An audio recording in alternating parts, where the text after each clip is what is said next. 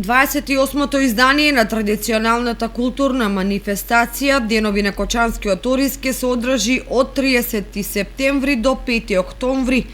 Централните настани во кои влегуваат и посетите на делегациите од пријателските општини на Кочани и традиционалното зажнејување се на 3, 4 и 5 октомври.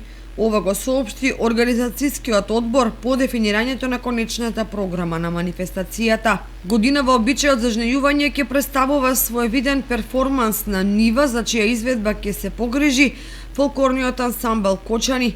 Ќе настојуваме приказот да добие што поголема автентичност со сите елементи на традицијата.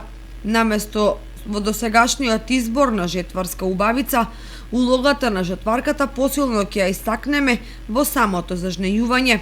Очекуваме гости од земјава и странство што ќе може да присуствуваат на дегустација на јадење од ориз и на музичко-фолклорната програма во Паркот на Револуцијата, изјави градоначалникот Николчо Илиев.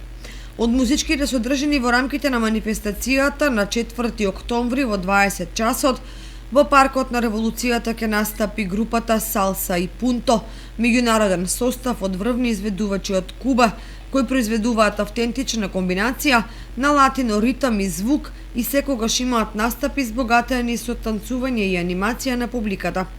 На 5 октомври во 21 часот и 30 минути во Центарот за култура Бели Мугри, Девана Нардели и Огнен Здравковски со Долче Дуо ќе приредат концерт под наслов Македонски и светски еваргрин мелодии. Во музичките настани се вклучени концерт на Основното музичко училиште Ристо Јуруков, градскиот хор од Штип и фестивалот Музички бранови.